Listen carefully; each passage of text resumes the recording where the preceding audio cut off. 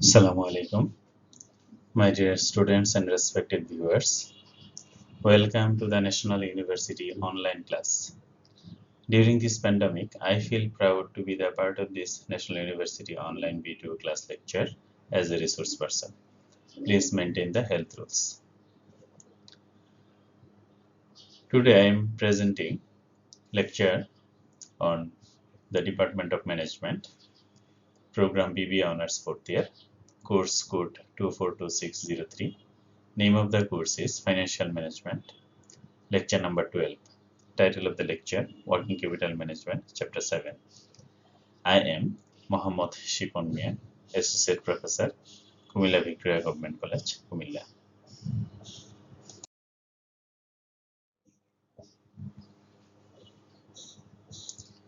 সুপ্রিয় শিক্ষার্থীরা, আজকের এই লেকচারটি যদি তোমরা ভালোভাবে দেখো তাহলে তোমরা ওয়ার্কিং ক্যাপিটালে কয়েকটি ইম্পর্টেন্ট কনসেপ্ট তোমরা বলতে পারবে এবং বুঝতে পারবে, যেমন ইকোনমিক অর্ডার কোয়ান্টিটি, বোমল মডেল এবং estimating working capital requirements with business application. আমরা এই তিনটি বিষয়ের উপরে আজকে মূলত ফোকাস করব। ইকোনমিক অর্ডার কোয়ান্টিটি এটি ওয়ার্কিং ক্যাপিটালের একটা গুরুত্বপূর্ণ একটি বিষয়, বিভিন্ন সময় পাবলিক পরীক্ষায় এসে থাকে। বোমল মডেল, ক্যাশ রিকোয়ারমেন্টস এর পরিমাণ বোমল মডেলের সাহায্যে বের করা হয়। তোমরা এটা সম্পর্কে একটা ডিটেলস ধারণা পাবে। তারপরে এস্টিমেটিং ওয়ার্কিং ক্যাপিটাল রিকোয়ারমেন্টস। তো ওয়ার্কিং ক্যাপিটালের রিকোয়ারমেন্টস আমরা বিজনেস অ্যাপ্লিকেশন সহ আলোচনা করব। এটা সম্পর্কে তোমরা একটা ভালো ধারণা অর্জন করতে পারবে।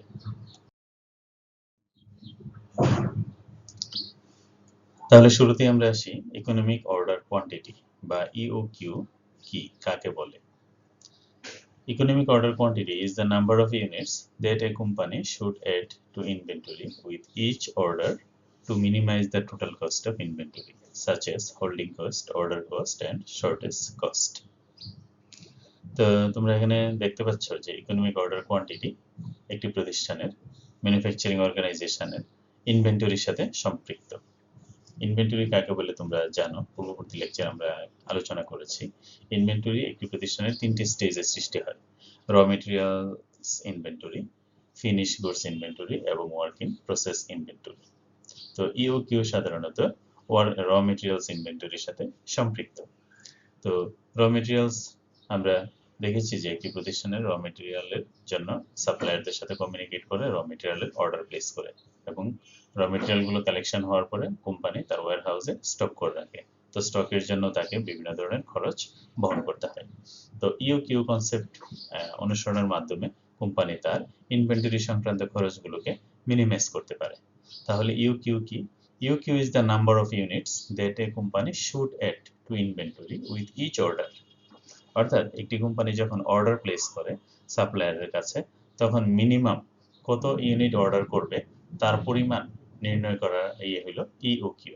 ইওকিউ এমন একটি ফর্মুলা যার মাধ্যমে কোম্পানি ন্যূনতম কত ইউনিট ইনভেন্টরির সাথে, এক্সিস্টিং যে ইনভেন্টরি আছে তার সাথে যোগ করবে তা নির্ণয় করার জন্য ইওকিউ মডেলটি ব্যবহার করে থাকে।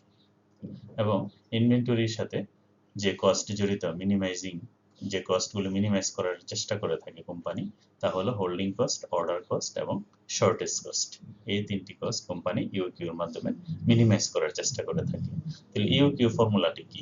ইওকিউ ফর্মুলাটি হলো EOQ is equal to root over 2ab is divided by CS, অথবা এভাবে লেখা যায় 2 into ordering cost into demand is divided by holding cost. অর্থাৎ এই যে সিএস বা হোল্ডিং কস্ট, এই দুইটাই লেখা যায়। সিএস হলো স্টোরেজ কস্ট বা কস্ট অফ ক্যারিং ইনভেন্টরি বা স্টোরেজ কস্ট, আবার এটাকে হোল্ডিং কস্ট হিসেবে অবহিত করা হয়। তো এখানে দেখো ইউকিউ মডেলটাতে কতগুলো অ্যাজাম্পশন ধরা হয়। আমরা জানি যে কোনো মডেলকে প্রুভ করতে হলে বা প্রুভ করার জন্য কিছু অ্যাজাম্পশন প্রয়োজন হয়ে থাকে।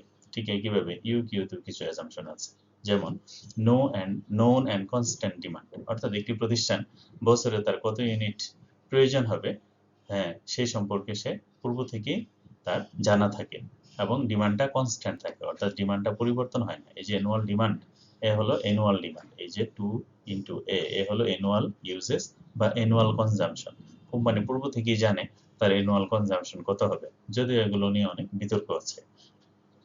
দ্বিতীয়ত হলো যে known and constant lead time. Company তার লিড টাইমটাও জানে। লিড টাইমটা হলো কোম্পানি কোনো অর্ডার সাপ্লায়ারের কাছে র মেটেরিয়ালের জন্য অর্ডার দেওয়া থেকে কোম্পানির নিকট পণ্যটা পৌঁছাতে যত সময় লাগে সেই সময়টা হলো লিড টাইম। তো এই কোম্পানি লিড টাইমটাও কনস্ট্যান্ট থাকে এবং লিড টাইমটাও পূর্ব থেকে কোম্পানি জানে, যদিও এটা নিয়েও মানে বিতর্ক আছে। থার্ড হলো ইনস্ট্যান্টেনিয়াস রিসিপ্ট অফ মেটেরিয়ালস, অর্থাৎ কোম্পানি তার রিসিভ মেটেরিয়ালগুলো অর্ডার দিলেই সে লিড টাইমের মধ্যে সে মেটেরিয়ালগুলো পাবে, এটা ধরে নেওয়া হয়। নো কোয়ান্টিটি ডিসকাউন্ট, অর্থাৎ কোম্পানি কোয়ান্টিটির উপর কোনো ধরনের ডিসকাউন্ট পায় না, অর্থাৎ কোম্পানি বেশি অর্ডার দিলে যে ডিসকাউন্ট পাবে তা না, এটাও এখানে অ্যাজাম্পশন হিসেবে ধরে নেওয়া হয়েছে। তারপরে only order cost and holding cost, অর্থাৎ কোম্পানির শুধুমাত্র অর্ডার কস্ট আছে আর হোল্ডিং কস্ট আছে, এছাড়া কোম্পানির আর কোনো কস্ট নেই, এটা ধরে নেওয়া হয়। তারপরে নো স্টক আউটস, অর্থাৎ কোম্পানির কোনো স্টক আউটও নেই। Supply of the goods is satisfactory, অর্থাৎ কোম্পানি যে সাপ্লাই যে সে রিসিভ করবে সেই গুডস গুলো স্যাটিসফ্যাক্টরি, অর্থাৎ র মেটেরিয়ালস এর মধ্যে কোনো ধরনের সমস্যা থাকবে না, যদিও বাস্তবতা ভিন্ন। Prices of the goods are stable, goods এর প্রাইস বা র মেটেরিয়ালস এর প্রাইসও স্টেবল থাকবে, অর্থাৎ কোম্পানি যে সাপ্লায়ারদের কাছে যে অর্ডার দিবে সে অর্ডারের সেই গুডস এর বা র মেটেরিয়ালস এর প্রাইস কি স্টেবল থাকবে, অর্থাৎ প্রাইস ওঠানামা করবে না। হ্যাঁ, তো এই অ্যাজাম্পশনগুলি যদি সত্য হয় তাহলেই শুধুমাত্র ইউকিউ যে মডেলটি আছে এই মডেলটি কার্যকর হবে। তাইলে আমরা ইউকিউ মডেলটা কি, ইউকিউ মডেলের যে এলিমেন্টস গুলো আছে 2√2ab is divided by cs বা h, আমরা অনেক সময় cs লিখি আবার অনেক সময় h লিখি, এটাতে কোনো সমস্যা না। তাহলে আমরা মূল হলো এগুলির মিনিং কি, এ হলো অ্যানুয়াল ইউজেস বা অ্যানুয়াল কনজাম্পশন, আর বি হলো বাইং কস্ট বা অর্ডারিং কস্ট, কোম্পানির পণ্যটা অর্ডার সাথে সম্পৃক্ত খরচগুলো হলো অর্ডারিং কস্ট। তারপরে সি হলো কস্ট পার ইউনিট আর এস হলো স্টোরেজ কস্ট, সি হলো কস্ট পার ইউনিট আর এস হলো স্টোরেজ কস্ট, আর এই দুইটাকে একসাথে বলা হয় হোল্ডিং কস্ট। হোল্ডিং কস্ট, আমরা এটাকে হোল্ডিং কস্ট হিসেবে বলবো। এখানে একটা চিত্র দেখো, পাশে চিত্র দিয়ে আমরা ইউকিউর একটা গ্রাফিক্যাল এক্সপ্লেনেশন দেওয়ার চেষ্টা করা হয়েছে করছি এখানে। যেমন এখানে ভার্টিক্যাল এক্সিসে দেয়া আছে কস্ট এবং হরাইজন্টাল এক্সিসে দেয়া আছে কোয়ান্টিটি, কস্ট এবং কোয়ান্টিটি। তো এই কস্ট দেখো এখানে কোম্পানির কোয়ান্টিটি যত বাড়ছে হোল্ডিং কস্টও তত বাড়ছে, আবার কোয়ান্টিটি যত বাড়ছে কোম্পানির অর্ডারিং কস্ট তত কমছে। তাহলে এখানে অর্ডারিং কস্ট কোয়ান্টিটির সাথে অর্ডারিং কস্টের সম্পর্ক হলো নেগেটিভ আর কোয়ান্টিটির সাথে হোল্ডিং কস্টের সম্পর্ক হলো পজিটিভ। তাহলে কোয়ান্টিটি এমন একটি পর্যায়ে রাখতে হবে যেখানে হোল্ডিং কস্টও কম কম থাকবে এবং অর্ডারিং কস্টের যে অ্যাডভান্টেজটা সেটাও পাওয়া যাবে। তাহলে এটা এমন একটা বিন্দু যে বিন্দুতে দুটি রেখা পরস্পরকে ছেদ করে, তোমরা দেখো অর্ডারিং কস্টকে হোল্ডিং কস্ট নিচের দিক থেকে ছেদ করেছে, ইন্টারসেক্ট করেছে, তাহলে যে বিন্দুতে ইন্টারসেক্ট করবে সেই বিন্দুটাই হলো ইউকিউ পয়েন্ট বা ইকোনমিক অর্ডার কোয়ান্টিটি পয়েন্ট। এটা হলো গ্রাফিক্যাল এক্সপ্লেনেশন আর এটা হলো ম্যাথমেটিক্যাল এক্সপ্লেনেশন। তা আশা করি তোমরা ইউকিউ কি এটা বুঝতে পেরেছ।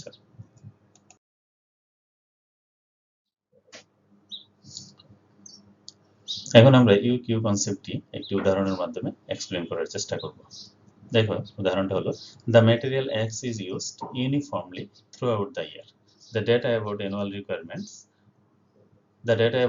requirement, ordering cost and holding cost of this material is given below. Annual requirement 2,400 units, ordering cost $10 per order, and holding cost $0.30 per unit. Require and determine the economic order quantity of material X. Number of orders per year, total ordering cost and holding cost by using above data. অর্থাৎ এই ডাটাগুলো ব্যবহার করে আমরা এই requirements গুলো বের করতে হবে। তাহলে কি ইনফরমেশন দেওয়া আছে, একটি কোম্পানি কি ব্যবহার করে, এক্স মেটেরিয়াল ইউজ করে, সে তার প্রোডাকশন প্রসেসে এক্স মেটেরিয়াল ইউজ করে এবং এক্স মেটেরিয়াল ইউজটা সারা বছরই ইউনিফর্ম থাকে, অর্থাৎ বছরে সারা বছর একই রকম থাকে। তার ডাটা হলো এগুলো, অ্যানুয়াল রিকোয়ারমেন্টস দেওয়া আছে, অর্ডারিং কস্ট দেওয়া আছে, হোল্ডিং কস্ট দেওয়া আছে। আমাদের এই ইনফরমেশনগুলো দিয়ে আমাদের এই রিকোয়ারমেন্টসগুলো বের করতে হবে। তাহলে প্রথমে আমরা ইউকিউ তে আসি। EOQ is equal to 2ab, আর এইচ হলো হোল্ডিং কস্ট, এ হলো অ্যানুয়াল রিকোয়ারমেন্টস। এখন অ্যানুয়াল রিকোয়ারমেন্টস দেওয়া আছে কত, 2400 ইউনিট। আর বি হলো অর্ডারিং কস্ট। অর্ডারিং কস্ট কত দেওয়া আছে, $10 পার অর্ডার। আর হোল্ডিং কস্ট দেওয়া আছে 0.30। এখন হোল্ডিং কস্ট হলো 0.30। আমরা যদি ইনফরমেশনগুলো এখানে বসাই তাহলে আমরা ইউকিউ পাই 400 ইউনিটস। অর্থাৎ এই প্রতিষ্ঠানের ইউকিউ ইকোনমিক অর্ডার কোয়ান্টিটি হলো 400 ইউনিটস। অর্থাৎ কোম্পানি প্রতিবার অর্ডার করবে 400 ইউনিট করে, প্রতিবার অর্ডার করবে 400 ইউনিট করে। তাহলে প্রতিবার যদি 400 ইউনিট অর্ডার করে, কোম্পানির অ্যানুয়াল ডিমান্ড কত, অ্যানুয়াল ডিমান্ড হলো 2400 ইউনিট। তাহলে কোম্পানি বছরে কয়বার অর্ডার করবে, তাহলে আমরা যদি 2400 ইউনিট টোটাল হয় আর প্রতিবারে যদি আমরা 400 করে অর্ডার করি, তাহলে আমরা টোটাল অর্ডার করব 6টা অর্ডার করতে হবে বছরে। তাহলে এখানে দেখো এই যে আমাদের দ্বিতীয় রিকোয়ারমেন্টসটা বলা হচ্ছে number of orders per year. তাহলে আমাদের বছরে অর্ডারের সংখ্যা হলো annual demand divided by EOQ. Annual demand হলো 2400 ইউনিট আর ইউকিউ হলো 400 ইউনিট। তাহলে বছরে আমাদের অর্ডার করতে হবে 6টা অর্ডার। বছরে আমাদের এক্স ম্যাটেরিয়ালের জন্য 6টা অর্ডার করলে আমাদের খরচ হবে সর্বনিম্ন। তারপরে আসি আমরা টোটাল অর্ডারিং কস্ট। তাহলে প্রতিবারে কস্ট হয় আমাদের কত, প্রতি অর্ডারে আমাদের টোটাল অর্ডার হলো 6টা, আর প্রতিবারে অর্ডারিং কস্ট হলো $10। তাহলে টোটাল কস্ট হলো $60। অর্থাৎ এক বছরে আমাদের অর্ডারিং কস্ট বাবদ আমাদের খরচ হবে $60। আর হোল্ডিং কস্ট প্রতি ইউনিটে কত, প্রতি ইউনিটে $0.30 পার ইউনিট। আমাদের অ্যাভারেজ ইউনিট কত, অ্যাভারেজ ইউনিট সাধারণত আমাদের যে টোটাল ইউকিউ আছে এটা 2 দিয়ে ভাগ দিলে অ্যাভারেজ ইউনিট বের হয়। অ্যাভারেজ ইউনিট, তাহলে 400 কে যদি 2 দিয়ে ভাগ দিই আমরা, তাহলে অ্যাভারেজ ইউনিট হলো 200, আর হোল্ডিং কস্ট পার ইউনিট হলো 0.3, তাহলে ভাগ দিলে হয় $60। অর্থাৎ আমাদের হোল্ডিং কস্টও $60। তাহলে আমাদের অর্ডারিং কস্টও $60 এবং হোল্ডিং কস্টও $60। হোল্ডিং কস্টটা কিভাবে বের করতে হবে, average unit divided by holding cost per unit.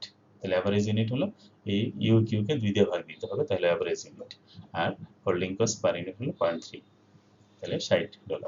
তাহলে আমরা এখানে এই ইনফরমেশনগুলো দিয়ে আমরা কি বের করতে পারলাম, ইউকিউ বের করতে পারলাম, নাম্বার অফ অর্ডারস পার ইয়ার বের করতে পারলাম, অর্ডারিং কস্ট এবং হোল্ডিং কস্ট বের করেছি। এখন এই যে ম্যাথমেটিক্যালি আমরা যে ইউকিউ বের করলাম এবং ইউকিউ রিলেটেড ইনফরমেশনগুলো বের করলাম, এটা আমরা গাণিতিক প্রক্রিয়ায়ও বের করতে পারি।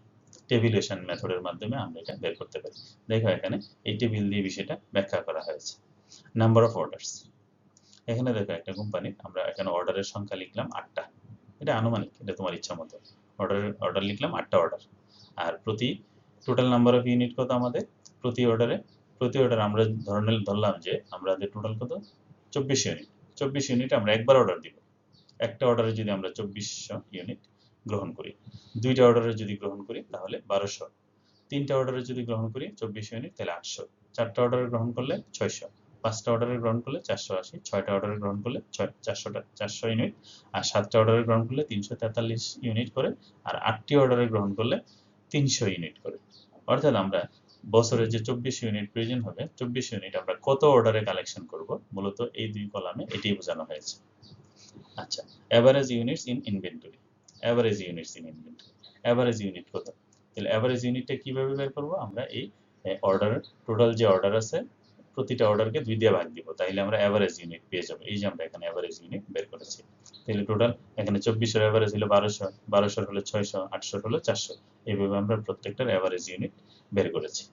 তারপরে আসো অর্ডারিং কস্ট। তাহলে প্রতি অর্ডারে কত খরচ আমাদের, $10 করে।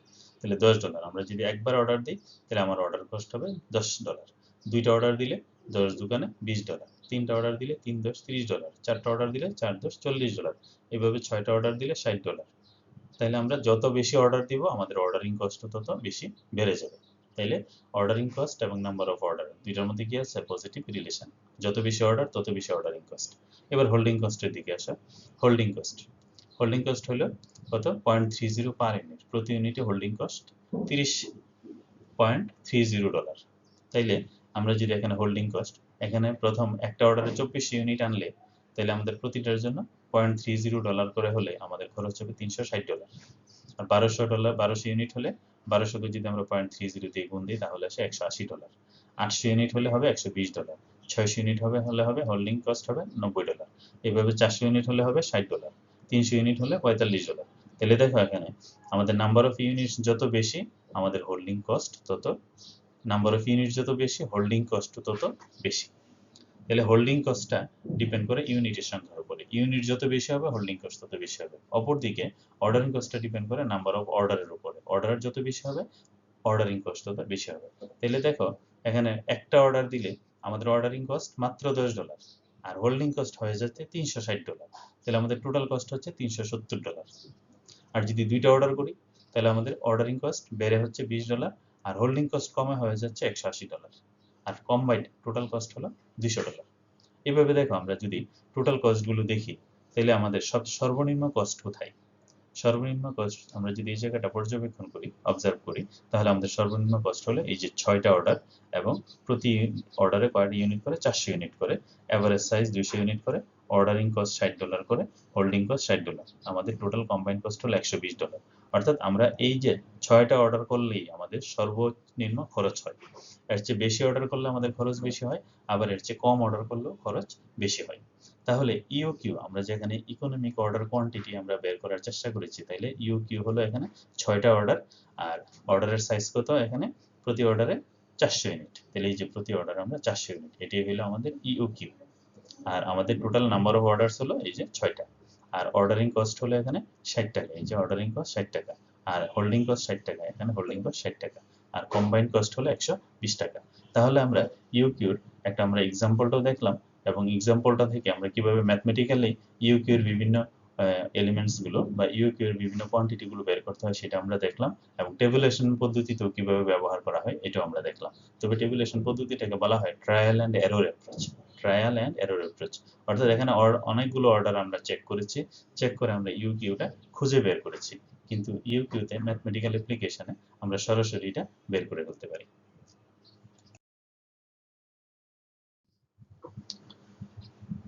এবারে আমরা দেখব বুমোল মডেল। বুমোল মডেল কি? The Baumol model, also known as the Baumol-Elias-Tubian model, is a cash management model. Baumol মডেলটাকে আবার BAT মডেলও বলা হয়। BAT মানে হলো Baumol-Elias-Tubian মডেল। তবে এই মডেলটা ক্যাশ ম্যানেজমেন্ট মডেল হিসেবে বেশি পরিচিত। তাহলে বুমোল মডেলটা কিসের জন্য? Cash management model.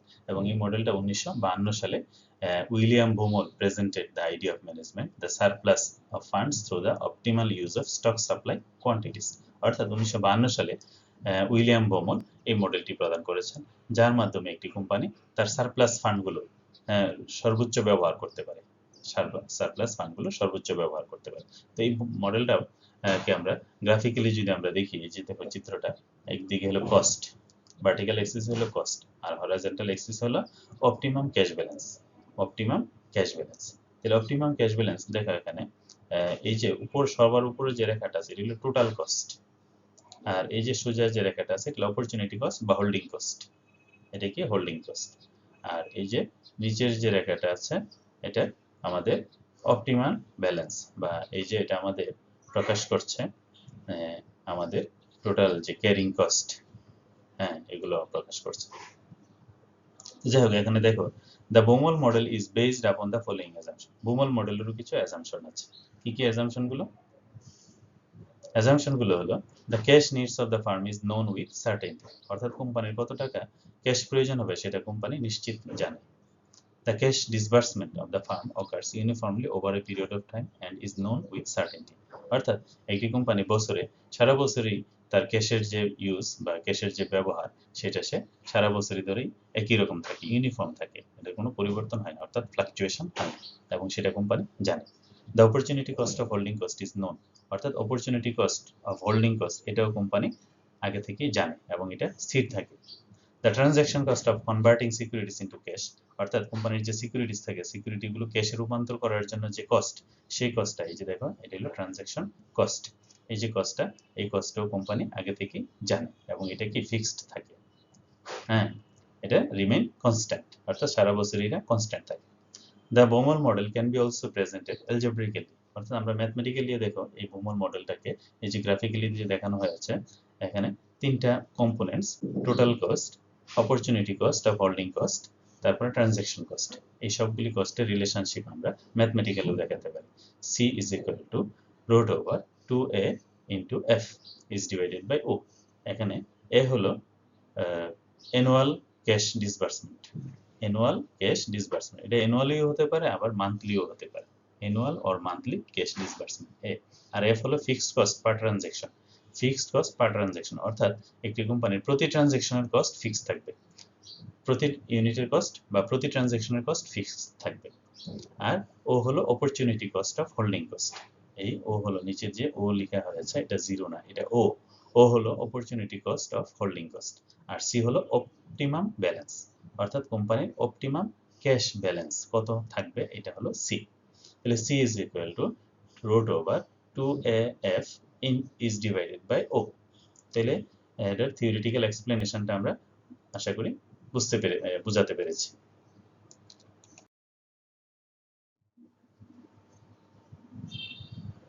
এখন আমরা অ্যাপ্লিকেশন দেখব একটু।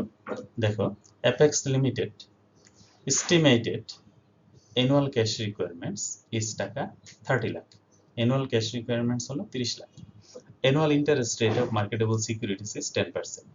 তাহলে মার্কেটেবল সিকিউরিটিজ এর অ্যানুয়াল ইন্টারেস্ট রেট হলো 10%। The transaction cost of marketable securities is taka 50 of each time of transfer. তাহলে ট্রানজাকশন কস্ট হলো 50 টাকা। রিকোয়ারমেন্টস আমাদের কি বের করতে হবে? Calculate the optimum level of cash two B maintained. Optimum level of cash বের করতে হবে। তারপরে number of times the transaction should be executed in a year, অর্থাৎ বছরে কতবার ট্রানজ্যাকশন হবে সেটা সংখ্যা বের করা। তারপরে show the calculation of total cost, total cost দেখাও at different levels of cash holdings, অর্থাৎ বিভিন্ন লেভেলে ক্যাশ হোল্ডিংস এর টোটাল কস্ট দেখাও। You can assume imaginary transaction size, অর্থাৎ তুমি ইমাজিনারি ট্রানজ্যাকশন সাইজ ধরে তুমি টোটাল কস্ট দেখাও বিভিন্ন লেভেলে। তাহলে আমরা এখানে আসি, আমরা এখানে কোন মডেল ব্যবহার করব? আমরা এখানে ভূমল মডেল ব্যবহার করব। তো ভূমল মডেলটাকে এইভাবে লেখা যায়, C is equal to root over 2BT is divided by I. এখানে বি মানে কি, সি মানে কি, সি তো জানো তোমরা, optimum conversion amount, optimum conversion amount বা ক্যাশ অ্যামাউন্ট। আর বি হলো ট্রানজ্যাকশন কস্ট, বি হলো ট্রানজ্যাকশন কস্ট। আর টি হলো total amount of requirement, T কি, total amount of requirement, total অ্যামাউন্টটা, অর্থাৎ টোটাল কত টাকার ক্যাশ সেটা total amount of requirement. R I হলো ইন্টারেস্ট রেট, আই হলো ইন্টারেস্ট রেট, ইন্টারেস্ট রেট। তাহলে আমরা যদি এখানে মানগুলি বসাই, দেখো সি অপটিমাম কনভার্সন পিরিয়ড, এটা মান আমরা বের করব। বি কত, বি হলো ট্রানজ্যাকশন কস্ট, প্রতি ট্রানজ্যাকশন খরচ কত, 50 টাকা, প্রতি ট্রানজ্যাকশনের জন্য খরচ হলো 25 টাকা, এই 50 টাকা। আর টি হলো টোটাল অ্যামাউন্ট অফ রিকোয়ারমেন্টস, তাহলে টোটাল অ্যামাউন্ট কত তার 30 লাখ, তাহলে 30 লাখ, টোটাল অ্যামাউন্ট 30 লাখ। আর আই হলো ইন্টারেস্ট রেট, এখানে ইন্টারেস্ট রেট কত, 10%, তাহলে 10% হলো 0.10। তাহলে আমরা কত পাই, সি ইজ ইকুয়াল টু 54,772, অর্থাৎ কোম্পানির অপটিমাম ক্যাশ কনভার্সন অ্যামাউন্ট হলো 54,772 টাকা। তাহলে আমরা এই যে ভূমল, এটা ভূমলের মডেলের, আমরা পূর্বের যে মডেলটা দেখেছি একই মডেল, বা আমরা এখানে প্রতীকগুলো ভিন্ন ভিন্ন ব্যবহার করা হয়েছে। হ্যাঁ, এক এক বইয়ের মধ্যে এক এক ধরনের প্রতীক ব্যবহার করা হয়, এগুলি নিয়ে কনফিউশন হওয়ার কোনো সুযোগ নেই। তো সি ইজ ইকুয়াল টু আমরা কত পেলাম, 54,772 টাকা। তাহলে আমরা পেয়ে গেলাম অপটিমাম কনভার্সন অ্যামাউন্ট। আর number of times, second requirement বলতেছে নাম্বার অফ টাইমস, তাহলে নাম্বার অফ টাইমস কত, টোটাল কত, টোটাল হতো 30 লাখ, আর আমাদের প্রতিবার হলো 54,772 টাকা করে। তাহলে আমরা কতবার, আমরা যদি এটা ভাগ করি তাহলে 54.77, আমরা যদি এটাকে রাউন্ডিং করি তাহলে 55 টাইমস, অর্থাৎ নাম্বার অফ টাইমস হলো 55। তাহলে আমরা অপটিমাম অ্যামাউন্ট হলো 54,772 আর নাম্বার অফ টাইমস হলো 55 টাইমস। এখন আমরা দেখব থার্ড রিকোয়ারমেন্টস। থার্ড রিকোয়ারমেন্টস আমাদের কি বলতেছে, show the calculation of total cost at different levels of cost holdings, অর্থাৎ তুমি টোটাল কস্ট দেখাও বিভিন্ন লেভেল ব্যবহার করে। আমরা যে ইউকিউ এর ক্ষেত্রে যে আমরা বিভিন্ন লেভেল ব্যবহার করেছি, বিভিন্ন অর্ডার দিয়ে আমরা যে টোটাল কস্ট ব্যবহার করেছি টেবুলেশন মেথডে, আমরা এখনো সেভাবেই আমরা আরেকটা টেবুলেশন মেথড অ্যাপ্লাই করব এখানে। দেখো এখানে আমরা এখানে ধরে নিলাম we assume that transaction size, এখানে ট্রানজ্যাকশন আমাদের অপটিমাম ট্রানজ্যাকশন সাইজ হলো 54, আমরা এটার আশেপাশে অ্যামাউন্টগুলো কিছু ধরি, যেমন আমরা ধরলাম যে প্রথম ট্রানজ্যাকশন সাইজ হলো 50,000, এরপরটা হলো 60,000, এরপর হলো 75,000, এরপরে 1 লাখ, 1,50,000, 3 লাখ। তাহলে আমরা কয়টা ট্রানজ্যাকশন সাইজ ধরলাম, আমরা এখানে 6টা ট্রানজ্যাকশন সাইজ ধরলাম, 6টা। তাহলে লেভেল হলো 6টা, level 1, level 2, level 3, level 4, level 5, level 6, এগুলো হলো আমাদের ট্রানজ্যাকশন সাইজ। তাহলে প্রথম ট্রানজ্যাকশন সাইজ, হ্যাঁ, লট সাইজ, এগুলোর আমরা লট বলবো। কি বলবো? লট। তাহলে অ্যানুয়াল ক্যাশ রিকোয়ারমেন্টস কত আমাদের? অ্যানুয়াল ক্যাশ রিকোয়ারমেন্ট হলো 30 লাখ। এটা সবগুলো লটের ক্ষেত্রেই ঠিক থাকবে। Annual cash requirement 30 lakh. আর আমাদের লট সাইজ, কয়টা লট সাইজ ধরছি আমরা? 6টা। লট 1 হলো 50,000, লট 2 তে হলো 60,000, লট 3 তে হলো 75,000, লট 4 এ 1 লাখ, লট 5 এ 1,50,000, লট 6 এ 3 লাখ। এটা হলো আমাদের লট সাইজ। নাম্বার অফ লট, যদি প্রতিবারে যদি 50,000 হয় তাহলে 30 লাখটা বাদ দিলে কয়টা লট হয় আমাদের? টোটাল 60টা লট হয়। আর এখানে যদি 60,000 করে যদি আমাদের লট সাইজ হয় তাহলে 30 লাখকে ভাগ দিলে কত হয়? 50টা লট। আর লট 3 তে হয় আমাদের 40টা লট, আর এখানে হয় 30টা, এখানে হয় 20টা, এখানে হলো 10টা লট। তাহলে লট নাম্বার অফ লটগুলো আসলে আশা করি বুঝতে পেরেছো। তারপরে কনভার্সন কস্ট পার লট, প্রতি লটে কনভার্সন কস্টটা ফিক্স থাকবে। কত টাকা করে? 50 টাকা করে, এই যে 50 টাকা। তাহলে প্রতি লটে কনভার্সন কস্ট 50 টাকা। তাহলে টোটাল কনভার্সন কস্ট, তাহলে এক লটে যদি 50 টাকা খরচ হয় তাহলে 60 লটে কত টাকা খরচ হবে? 60 লটে 3000 টাকা খরচ হবে।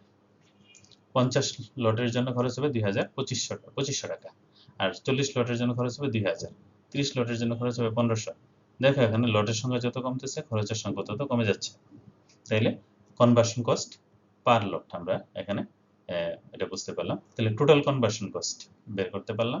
তারপরে এভারেজ লট সাইজ, এভারেজ লট সাইজ হলো তোমার লট সাইজকে 2 দিয়ে ভাগ দাও। যেমন এখানে লট সাইজ 50, 50কে 2 দিয়ে ভাগ দিলে হয় 2500। এই 50,000কে 2 দিয়ে ভাগ দিলে হয় 25,000। এখানে 60,000, 60,000কে 2 দিয়ে ভাগ দিলে হয় 30,000। এখানে 75,000, 75,000 দিয়ে 2 দিয়ে ভাগ দিলে হয় 37,500। এইভাবে এভারেজ লট সাইজ বের করতে হবে। তারপরে ইন্টারেস্ট, ইন্টারেস্ট কত করে? 10% করে। তো 10% করে যদি ইন্টারেস্ট হয় তাহলে ইন্টারেস্ট কত আসে? এভারেজ লট সাইজকে আমরা 10% দিয়ে গুণ দিব। তাহলে এখানে এভারেজ লট সাইজ হলো 25,000। 25,000কে যদি আমরা 10% করি তাহলে 2500। 30,000কে 10% 3,000। 37,500 10% 3,750। তাহলে এইভাবে আমরা ইন্টারেস্ট রেটটা, টোটাল ইন্টারেস্টটা আমরা বের করছি। টোটাল কস্ট কি কি? Interest plus total conversion cost, এই দুটো যোগ করলে কত হয়? অর্থাৎ টোটাল 5 এবং 7, তাহলে টোটাল কনভার্সন কস্ট কত? 3,000 যোগ ইন্টারেস্ট হলো 2,500, তাহলে কত হচ্ছে? 5,500। তাহলে দেখো যদি লট সাইজ যখন 60,000 হয় তখন আমাদের টোটাল কস্ট হলো 5,500। লট সাইজ যখন 75,000 তখন হয় 5,750। লট সাইজ যখন 1 লাখ তখন হয় 6,500। যখন লট সাইজ 1,50,000 তখন হয় 8,500। যখন লট সাইজ 3 লাখ তখন এভারেজ আমাদের টোটাল কস্ট হয় 15,500। তাহলে এখানে আমাদের সর্বনিম্ন কস্ট কত? দেখো আমাদের লট সাইজ যখন 50,000 তখন আমাদের সর্বনিম্ন কস্ট হলো 5,500।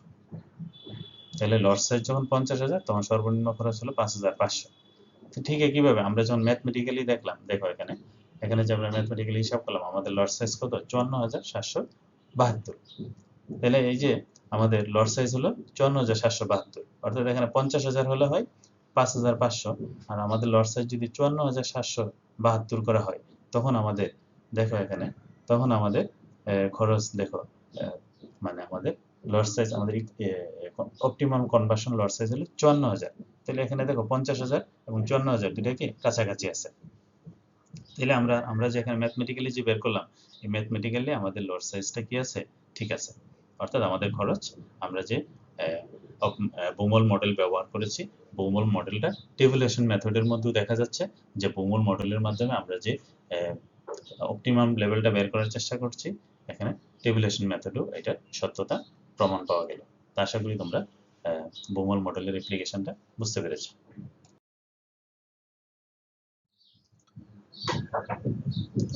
এখন আমরা দেখব এস্টিমেটিং ওয়ার্কিং ক্যাপিটাল রিকোয়ারমেন্টস।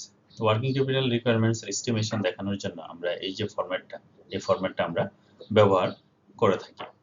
পূর্ববর্তী লেকচারেও আমরা এই ফরম্যাটটা নিয়ে কথা বলেছি। এখনো তোমাদের সুবিধার জন্য আরেকটু রিভাইজ দিচ্ছি আমরা। তাহলে এখানে মূল জিনিসগুলো দেখো।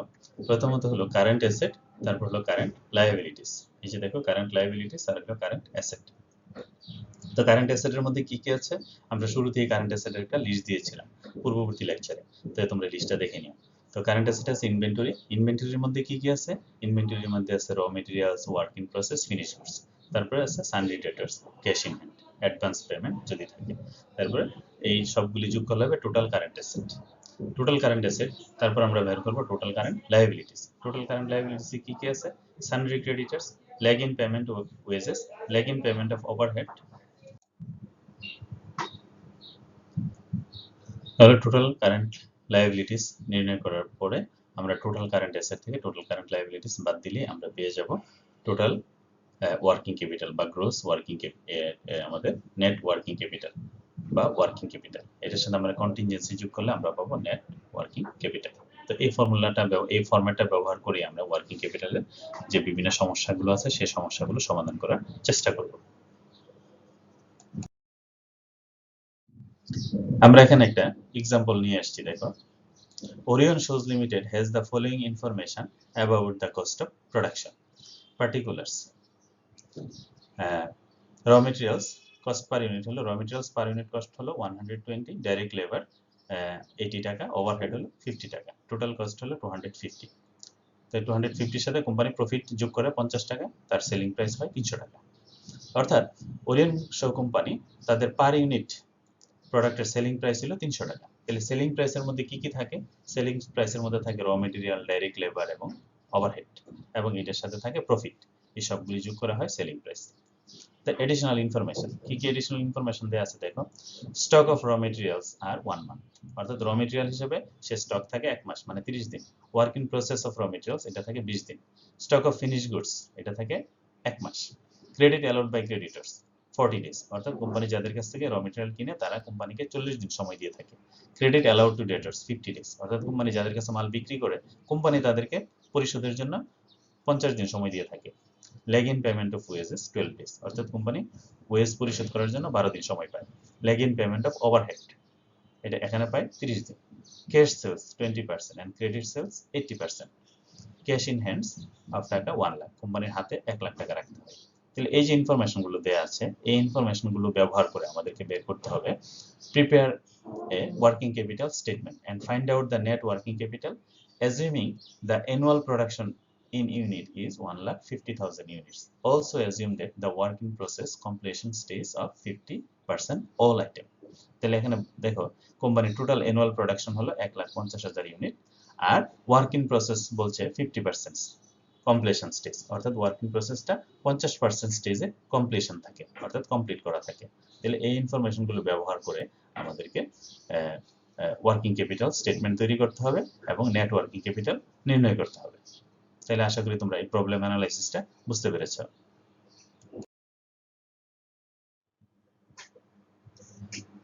প্রিয় শিক্ষার্থীরা, এখন আমরা দেখব কিভাবে ওয়ার্কিং ক্যাপিটাল নির্ণয় করতে হয়। তাহলে আমরা একটু আগে যে ওয়ার্কিং ক্যাপিটালের যে ফরম্যাটটা দেখিয়েছিলাম সেই ফরম্যাটটা তোমাদের মনে আছে।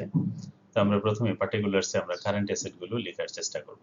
তো কারেন্ট অ্যাসেটে কি কি ছিল? ইনভেন্টরি অফ ম্যাটেরিয়ালস, তারপর ওয়ার্ক ইন প্রোগ্রেস বা ওয়ার্ক ইন প্রসেস, তারপর হলো ফিনিশ গুডস ইনভেন্টরি, এটা হলো ইনভেন্টরি সংক্রান্ত।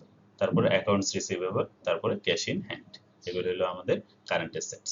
তো এই ইনফরমেশনগুলো সেখানে আমাদের প্রবলেমে দেয়া আছে। তাহলে inventory of raw materials, inventory of raw মেটেরিয়ালসটা আমরা কিভাবে নির্ণয় করব? দেখো এখানে প্রথম ওয়ার্কিংসটা ইনভেন্টরি অফ র মেটেরিয়ালস বা ইনভেন্টরি অফ মেটেরিয়ালস কি?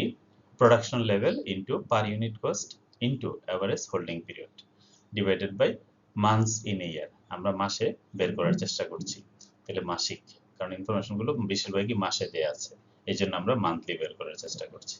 তাহলে inventory of materials production level কত? আমাদের প্রোডাকশন লেভেল হলো 1,50,000 ইউনিট। আর পার ইউনিট কস্ট কত? পার ইউনিট কস্ট হলো র মেটেরিয়াল পার ইউনিট কস্ট হলো 120 টাকা। আর এভারেজ হোল্ডিং পিরিয়ড কত? 1 মাস। তাহলে আমাদের টোটাল মাস কত? 12 মাস। বছরে 1 বছরে কত? 12 মাস।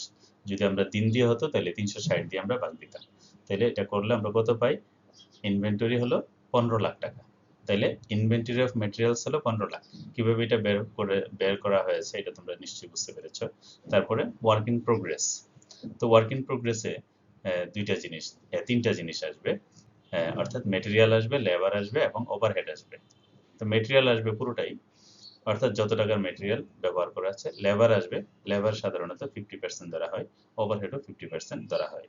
আচ্ছা, তো দেখো এখানে ওয়ার্কিংস টুটা দেখো, ম্যাটেরিয়ালস হিসাবটা material in process production level per unit cost average holding period divided by days in a year into 50%। ওই যে আমাদেরকে ইনফরমেশনে দেয়া আছে যে 50% ওয়ার্কিং প্রসেস 50% ধরতে হবে, এই জন্য এখানে 50% দিয়ে ভাগ করা হয়েছে, গুণ করা হয়েছে। তাহলে প্রোডাকশন লেভেল 1,50,000, ইউনিট কস্ট 120 টাকা, অ্যাভারেজ হোল্ডিং পিরিয়ড 20 দিন, আর ডেজ ইন এ ইয়ার, যেহেতু এখানে সময়টা 20 দিন দেওয়া আছে এই জন্য 360 দিয়ে ভাগ করা হয়েছে, আর 50% বলাতে এখানে 50% দিয়ে ভাগ হয়েছে, কত 5 লাখ টাকা। তাহলে মেটেরিয়াল হলো 5 লাখ। লেবার কত দেখো, লেবার প্রোডাকশন লেভেল গুণ cost per unit into average period divided by days in year, এটাও ছিল 20 দিন, এই জন্য 360 দেওয়া হয়েছে। তাহলে টোটাল কস্ট মানে কিভাবে আমরা এটা বের করবো, প্রোডাকশন লেভেল হলো 1,50,000 ইউনিট, আর পার ইউনিট কস্ট হলো 80 টাকা, লেবার 80 টাকা করে প্রতি ইউনিট, আর এভারেজ পিরিয়ড হলো 20 দিন। আর যেহেতু আমরা ওয়ার্ক ইন প্রসেসে হিসাব করছি, ওয়ার্ক ইন প্রোগ্রেস বা ওয়ার্ক ইন প্রসেস, এখানে 50% বলছে, এই জন্য 50% আমরা বের করার চেষ্টা করছি। 50% হলো 3,33,333। তাহলে এটা আমরা বুঝলাম। ওভারহেড, ওভারহেডটা কিভাবে দেখো, overhead production level cost per unit average cost divided by days in year, এটাও 50%। তাহলে ওয়ার্ক ইন প্রসেসে এই যে material in process, labour, overhead, এই তিনটার কম্বিনেশনে হলো ওয়ার্ক ইন প্রসেস। এই তিনটা যোগ করলে ওয়ার্ক ইন প্রসেস আসে কত, 10,41,666 টাকা। তাহলে আশা করি তোমরা এই ওয়ার্ক ইন প্রোগ্রেসটা বুঝতে পেরেছো। এবার আসে ফিনিশ গুডস ইনভেন্টরি। এটা দেখো আমাদের ওয়ার্কিংস 5 এ দেখো finish goods inventory, production level into cost per unit plus average holding period divided months in year, যেহেতু এটা মাসিক দেওয়া ছিল এই জন্য আমরা মাস দিয়ে ভাগ দিয়েছি। তো প্রোডাকশন লেভেল কত, 1,50,000, আর কস্ট পার ইউনিট কত, 250 টাকা। ফিনিশ গুডস, ফিনিশ গুডস এর মধ্যে কি কি আসবে, ফিনিশ গুডস এর মধ্যে আমাদের মেটেরিয়াল আসবে, লেবার আসবে এবং ওভারহেড আসবে, সবগুলো মিলে হলো আমাদের ফিনিশ গুডস। তাহলে finish goods, total finish goods এর প্রাইস কত, 250 টাকা। তাহলে 250 টাকা, আর সময় হলো 1 মাস, তাহলে 12 দিয়ে ভাগ দিলে আসে 31,25,000। তাহলে ফিনিশ গুডস ইনভেন্টরি হলো আমাদের কত, দেখো এখানে ফিনিশ গুডস ইনভেন্টরি 31,25,000। তারপর অ্যাকাউন্টস রিসিভেবল, অ্যাকাউন্টস রিসিভেবলটা কিভাবে, অ্যাকাউন্টস রিসিভেবল ক্রেডিট সেলস এর উপরে বের করে বের করে।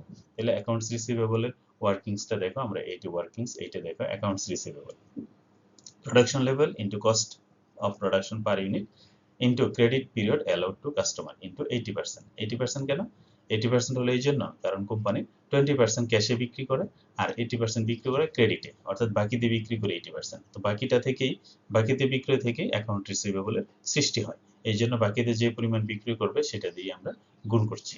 এখানে 80% হলো বাকিতে বিক্রি করে, তাই 80% দিয়ে আমরা গুণ করেছি।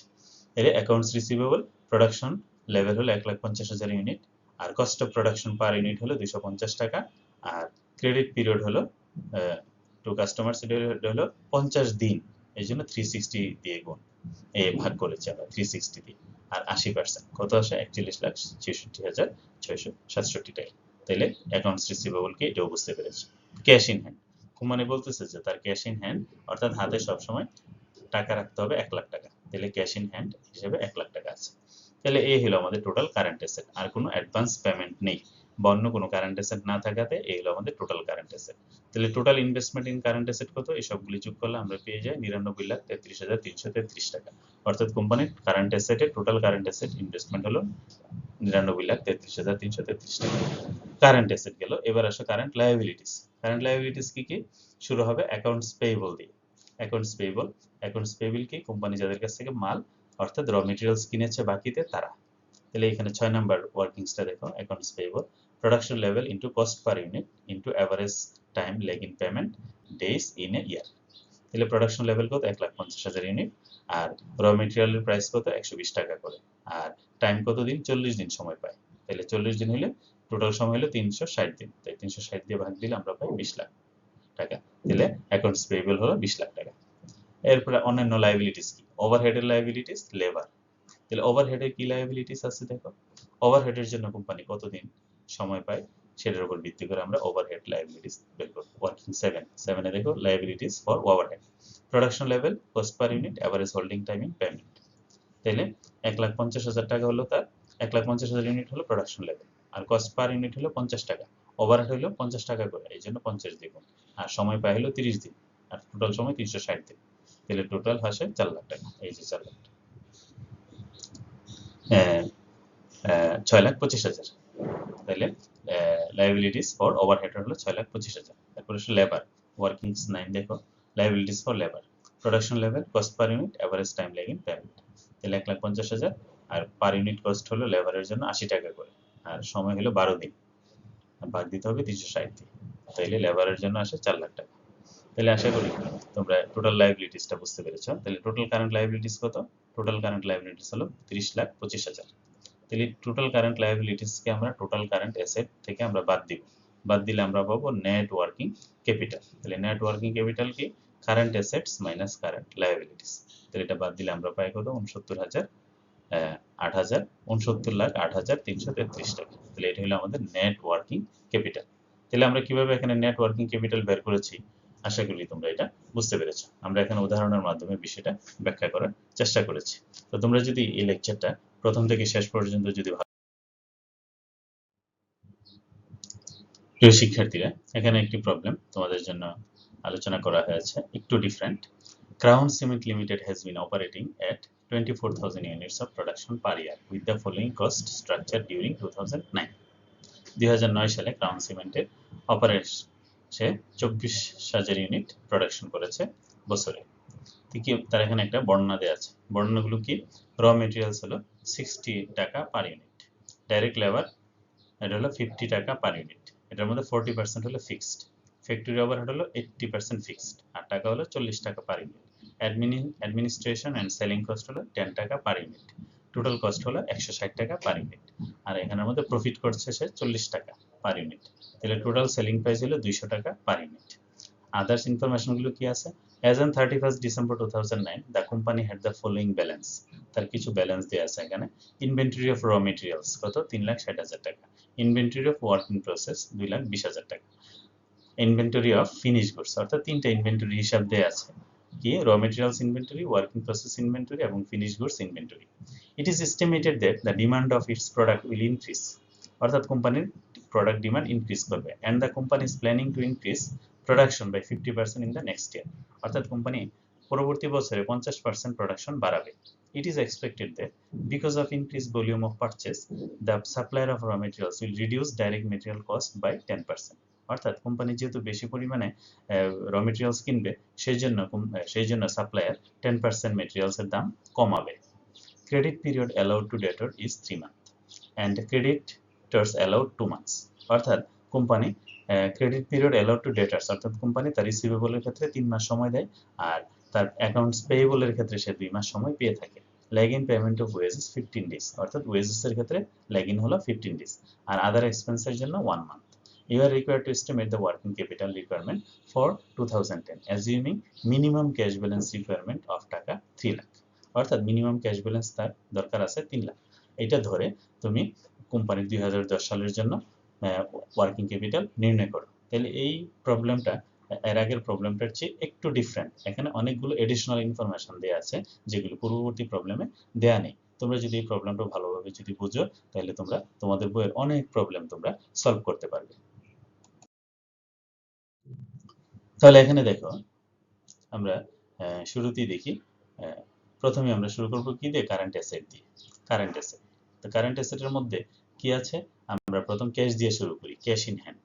কোম্পানিকে কত টাকা হাতে রাখতে হবে? 3 লাখ। এই 3 লাখ টাকা আমরা রাখলাম। এরপরে আসি আমরা র মেটেরিয়ালস। র মেটেরিয়ালস এর হিসাবটাতে কি আছে? র মেটেরিয়ালস কত করে? তোমরা দেখো, র মেটেরিয়ালস তার annual production unit into per unit cost into credit period, আর ডিভাইডেড হচ্ছে 360, অর্থাৎ এক বছরে 360 দিন ধরা হয়েছে। তাহলে র মেটেরিয়ালস এর হিসাবের ক্ষেত্রে আমরা এই ফর্মুলাটা আমরা অ্যাপ্লাই করব। Annual production unit into per unit cost into credit period. তাহলে অ্যানুয়াল প্রোডাকশন কত? 36,000। 36,000 কিভাবে? কোম্পানির কত দেয়া আছে? অ্যানুয়াল প্রোডাকশন দেয়া আছে 24,000 ইউনিট। বলছে যে আগামী বছর কোম্পানির প্রোডাকশন 25,000 50% বেড়ে যাবে। তাহলে 24,000 যোগ 24,000 এর 50%, তাহলে প্রপোজড প্রোডাকশন ইউনিট কত? 36,000 ইউনিট। 24,000 যোগ 24,000 এর 50% হচ্ছে 12,000, তাহলে হচ্ছে 36,000। তাহলে কোম্পানির র মেটেরিয়ালস কত লাগবে? 36,000 ইউনিট। তাহলে অ্যানুয়াল প্রোডাকশন ইউনিট হলো 36,000, আর পার ইউনিট কস্ট হলো 54 টাকা। পার ইউনিট কস্ট 54 টাকা। আচ্ছা, তো পার ইউনিট কস্ট 54 টাকা কিভাবে? দেখো এখানে কোম্পানির টোটাল পার ইউনিট কস্ট দেওয়া আছে 60 টাকা করে। তো 60 টাকার মধ্যে 10 টাকা হলো কোম্পানির 10% প্রাইস কমাবে। আগামী বছর যেহেতু কোম্পানি বেশি প্রোডাকশন করছে, তার বেশি র মেটেরিয়ালস লাগবে, সেই জন্য সাপ্লায়াররা তাকে অফার করেছে 10% ডিসকাউন্ট। তাহলে 60 টাকা 10% ডিসকাউন্ট বাদ দিলে 60 টাকা 10% কত আসে? 60 টাকা 10% 6 টাকা। তাহলে 60 টাকা থেকে 6 টাকা বাদ দিলে হয় 54 টাকা। তাহলে পার ইউনিট কস্ট হলো 54 টাকা। এই যে 54 টাকা দেখতে পাচ্ছ, তাহলে পার ইউনিট কস্ট 54 টাকা। আর কোম্পানির ক্রেডিট পিরিয়ড কত? ক্রেডিট পিরিয়ড হলো 90 ডেজ, অর্থাৎ সাপ্লায়াররা তাকে 90 দিন বা 3 মাস সময় দিবে। তাইলে এটাকে 360 দিয়ে ভাগ দিলে হয় 4,86,000 টাকা। তাহলে র মেটেরিয়ালস, কোম্পানির র মেটেরিয়ালস লাগবে 4,86,000 টাকার। একইভাবে ওয়ার্কিং প্রসেস। তো working process annual production unit কত? 36,000। আর পার ইউনিট কস্ট হলো 90.33 টাকা। 90.33 টাকা কিভাবে হয় দেখো। 90.33 টাকা হওয়ার ব্যাখ্যাটা দেখো, আমরা এখানে দেখতে পাচ্ছি যে ওয়ার্কিং প্রসেস মেটেরিয়াল হলো 54 টাকা করে 100%। তাহলে 54 টাকা কত? 100% 54 টাকা। আর লেবার হলো 43 টাকা। 43 টাকা করে, যেহেতু ওয়ার্কিং প্রসেসে তোমরা জানো যে ওয়ার্কিং প্রসেস লেবারের 50% ধরা হয়, ফ্যাক্টরি ওভারহেডের 50% ধরা হয় যদি কোনো কিছু বলা না থাকে। কিন্তু মেটেরিয়াল 100%ই ধরতে হয়। মেটেরিয়াল 100% ধরলে 54 টাকার 100% 54 টাকা, আর লেবার 43.3 টাকার 50% কত? 21.66 টাকা। আর ফ্যাক্টরি ওভারহেড 29.33 টাকা, এটার 50% হলো 14 টাকা। তাহলে টোটাল হলো 90 টাকা 33 পয়সা। এটা কিভাবে হলো দেখো এখানে। এই যে দেখো, ওয়েজেস পার ইউনিট, ওয়েজেসের ব্যাখ্যাটা এখানে দেওয়া আছে, ফিক্সড ফ্যাক্টরি ওভারহেডের ব্যাখ্যাটাও এখানে দেওয়া আছে। কিভাবে দেখো এখানে যে fixed wages per unit, fixed wages. তো ফিক্সড ওয়েজেস কত? আমরা জানি যে ওয়েজেস ছিল কত টাকা করে? ওয়েজেস ছিল 50 টাকা করে। ওয়েজেস হলো 50 টাকা করে। আর 50 টাকার 40% হলো ফিক্সড। 50 টাকার 40% হলো ফিক্সড। আর ফিক্সড টোটাল গত বছরের টোটাল প্রোডাকশন ছিল কত? 24,000। তাহলে 24,000 যদি হয়, তাইলে আমরা টোটাল তার ফিক্সড কস্ট হলো 4,80,000। আর এবছর উৎপাদন করবে কত? এবছর উৎপাদন করবে 36,000 ইউনিট। তাহলে 36,000 দিয়ে যদি আমরা 4,80,000-কে ভাগ দিই, তাহলে আমরা 1 ইউনিটের ফিক্সড কস্ট আমরা বের করতে পারছি। তাহলে প্রতি ইউনিটের ফিক্সড কস্ট কত? 13.33 টাকা। প্রতি ইউনিটের ফিক্সড কস্ট 13.33 টাকা। ঠিক একইভাবে variable cost, variable wages per unit. তাহলে টোটাল ওয়েজেস কত? 50 টাকা। 50 টাকার 40% যদি ফিক্সড হয় আর 60% হচ্ছে ভেরিয়েবল। তাহলে ভেরিয়েবল কত হচ্ছে? ভেরিয়েবল হলো 30 টাকা। তাহলে ভেরিয়েবল হচ্ছে 30 টাকা আর ফিক্সড হলো 13.33 টাকা। তাহলে 30 টাকা এবং 13.33 টাকা মিলে ওয়েজেস, টোটাল ওয়েজেস পার ইউনিটে হয় কত? 43.33 টাকা। তাহলে ওয়েজেস পার ইউনিট হয় 43.33 টাকা। আর fixed factory overhead, fixed factory overhead কিভাবে আমরা হিসাব করবো? এটা ধরো 40 টাকা ছিল টোটাল ওভারহেড, 40 টাকার 80% হলো ফিক্সড। তাহলে 40 টাকার 80% যদি ফিক্সড হয়, আমরা 80% দিয়ে গুণ দিলাম, আর টোটাল প্রোডাকশন ছিল 24,000 ইউনিট। তাহলে টোটাল ফিক্সড ফ্যাক্টরি ওভারহেড হলো 7,68,000 টাকা। তাহলে 7,68,000 টাকা হলো total fixed, total factory overhead. আর আমাদের উৎপাদন করবো আমরা 36,000। তাহলে 36,000 দিয়ে ভাগ দিলে প্রতি ইউনিটে ফিক্সড ওভারহেড পার ইউনিট হলো 21 টাকা 33 পয়সা। তাহলে আশা করি ফিক্সড ফ্যাক্টরি ওভারহেডের হিসাবটা বুঝতে পেরেছ। আর ভেরিয়েবল ফ্যাক্টরি ওভারহেড, এখানে 40 টাকার মধ্যে 80% হলো ফিক্সড, আর বাকি যে 20%, এই 20% হলো ভেরিয়েবল। তাহলে 40 টাকার 20% কত? 40 টাকার 20% হলো 8 টাকা। তাহলে 8 টাকা হলো ভেরিয়েবল। তাহলে ফিক্সড হলো 21 টাকা 33 পয়সা আর ভেরিয়েবল হলো 8 টাকা। তাহলে total factory overhead per unit কত? দুটা যোগ করলে হয় 29.33 টাকা। তাহলে আমরা ফ্যাক্টরি ওভারহেডের হিসাবটাও বুঝলাম, আবার ওয়েজেস পার ইউনিটের হিসাবটাও আমরা বুঝলাম। তাহলে আমরা এখানে বুঝলাম যে ওয়ার্কিং প্রসেসে মেটেরিয়াল হলো 54 টাকা, লেবার হলো 43 টাকা 33 পয়সা, আর ফ্যাক্টরি ওভার হলো 29 টাকা 33 পয়সা। তাহলে এটার 50% ধরা হয়, টোটাল 90 টাকা 33 পয়সা। তাহলে ওয়ার্কিং প্রসেসের হিসাবটা হবে পার ইউনিট ওয়ার্কিং প্রসেস হলো 90 টাকা 33 পয়সা। এই হলো 90 টাকা 33 পয়সা। আর 22 হলো 22 দিন, সে যে ওয়ার্কিং প্রসেসে সে 22 দিন সময় পাচ্ছে। লেগেন পিরিয়ড হলো 22 দিন, এই জন্য 22 দ্বিগুণ। তাহলে টোটাল আসলে 1,98,726 টাকা।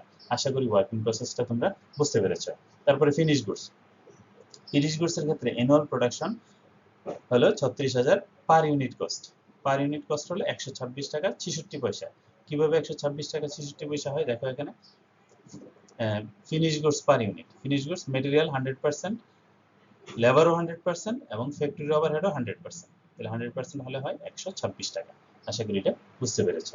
একইভাবে ডেটর্স বা অ্যাকাউন্টস রিসিভেবল, অ্যাকাউন্ট রিসিভেবল হলো 136 টাকা, 136.66। কিভাবে এটা দেখো, ডেটর্স কস্ট পার ইউনিট, এটা মেটেরিয়াল 100%, লেবার 100%, ওভারহেডও 100%। আর এটার সাথে নতুন যোগ হচ্ছে সেলিং ওভারহেড। দেখো ফিনিশ গুডসে কিন্তু সেলিং ওভারহেড ছিল না, যেহেতু এটা বিক্রয় করছে, বিক্রয় করলেই সেলিং ওভারহেড আসবে, বিক্রয় না করলে সেলিং ওভারহেড আসবে না। তাহলে সেলিং ওভারহেড এই টোটাল কস্টের 10 টাকার সেলিং ওভারহেড টোটালটাই হলো, অর্থাৎ প্রতি ইউনিটে 10 টাকা করে। তাহলে টোটাল আসলো 136 টাকা। তাহলে ডেটর্স আসলো কত, 136 টাকা করে প্রতি ইউনিট, 136.66 টাকা। আর 90 দিন বা 3 মাস পিরিয়ড, এই জন্য 90 দিন গুণ। তো ডেটর্স বা অ্যাকাউন্টস রিসিভেবল, এটা আসলে বুঝতে পেরেছো আশা করি। অ্যাডভান্স পেমেন্ট, কোম্পানির কোনো অ্যাডভান্স পেমেন্ট নাই। তাহলে এই হলো কোম্পানির টোটাল কারেন্ট অ্যাসেট। তাহলে টোটাল কারেন্ট অ্যাসেট যোগ করলে হয় কত, 31,26,618 টাকা। এগুলো টোটাল কারেন্ট অ্যাসেট। এখন আমরা দেখবো কোম্পানির টোটাল কারেন্ট লায়াবিলিটিস গুলো কি কি। লায়াবিলিটিস গুলো কি কি দেখো, কারেন্ট লায়াবিলিটিস।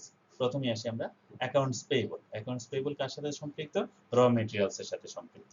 তাহলে র মেটেরিয়ালস কিভাবে বের করব, অ্যানুয়াল প্রোডাকশন ইউনিট 36,000 পার ইউনিট কস্ট। র মেটেরিয়ালের প্রতি ইউনিটে সাপ্লায়ারকে কত দিতে হবে, 54 টাকা করে। আর সময় পাবে কত দিন, 60 দিন। তাইলে আসে কত, 3,24,000। ক্রেডিট, তারপরে ডেফার্ড ওয়েজেস, অর্থাৎ কোম্পানি ওয়েজেস পরিশোধের ক্ষেত্রে কতদিন সময় পাবে। ওয়েজেস কত, কোম্পানি আমরা জানি যে কোম্পানির টোটাল ওয়েজেস হলো 43 টাকা। টোটাল ওয়েজেস 43.33 টাকা পার ইউনিট। ওয়েজেস হলো 43.33 টাকা। এই যে আমরা এটা বের করেছিলাম। তো 43.33 টাকা, সময় পাবে 15 দিন। তাহলে আসে 64,995 টাকা। আর ওভারহেড, ডেফার্ড ওভারহেড, ওভারহেডের ক্ষেত্রে কোম্পানি কত, ওভারহেডে 29.33 টাকা। এই যে আমরা ওভারহেডের হিসাবটা এখানে আছে, 29.33 টাকা করে 1 মাস বা 30 দিন। এখানে আছে 87,000। আদার লায়াবিলিটিস, কোম্পানির আর অন্য কোনো লায়াবিলিটিস নাই। তাহলে তার টোটাল কারেন্ট লায়াবিলিটিস হলো 4,76,985 টাকা। তাহলে আমরা টোটাল কারেন্ট অ্যাসেটও আমরা বের করতে পারলাম, টোটাল কারেন্ট লায়াবিলিটিস এর হিসাবও আমরা এখানে বের করলাম। তাহলে আমরা এই দুইটা আমরা বিয়োগ দিই, টোটাল অ্যাসেট থেকে টোটাল কারেন্ট লায়াবিলিটি যদি আমরা বাদ দিই, তাহলে আমরা কত পাই, 26,49,633 টাকা। অর্থাৎ এই হলো কোম্পানির নেট ওয়ার্কিং ক্যাপিটাল। তো ওয়ার্কিং ক্যাপিটাল, নেট ওয়ার্কিং ক্যাপিটালের সাথে আমরা যদি কন্টিনজেন্সিটা যোগ করি, তাহলে আমরা পেয়ে যাব ওয়ার্কিং ক্যাপিটাল রিকোয়ারমেন্টস। এখানে তার কন্টিনজেন্সি মার্জিন নাই, তাহলে না থাকলে আমাদের এটাই হলো ওয়ার্কিং ক্যাপিটাল রিকোয়ারমেন্ট। তাহলে কোম্পানির টোটাল রিকোয়ারমেন্ট হলো 26,49,633 টাকা। তাহলে আমরা বুঝতে পারলাম যে কোম্পানির ওয়ার্কিং ক্যাপিটাল রিকোয়ারমেন্টস কিভাবে বের করতে হয়, এবং এই বের করার ক্ষেত্রে আমাদের ওয়ার্কিংস গুলো গুরুত্বপূর্ণ ভূমিকা কিন্তু পালন করে। তোমরা এই যে এখানে ক্যালকুলেশন গুলো আমরা করেছি, তোমরা বাসায় ধীরে ধীরে এই সবগুলো ক্যালকুলেশন সুন্দর করে করবে, তাহলে তোমরা তোমাদের কনসেপ্ট গুলো আরো বেশি ক্লিয়ার হবে এবং তোমরা আরো বেশি ভালোভাবে বুঝতে পারবে। আমাদের যেহেতু সময় কম, এত অল্প সময়ে আসলে এত জটিল প্রবলেম ডিটেলস আলোচনা করার সুযোগ নেই। এই জন্য আমরা সংক্ষেপে তোমাদেরকে একটা ধারণা দেওয়ার চেষ্টা করেছি।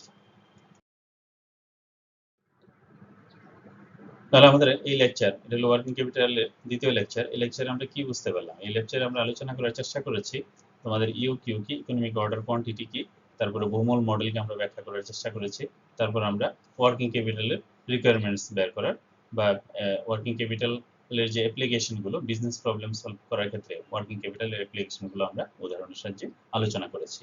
আশা করি তোমরা ওয়ার্কিং ক্যাপিটাল সম্পর্কে একটা ভালো ধারণা অর্জন করতে পেরেছো।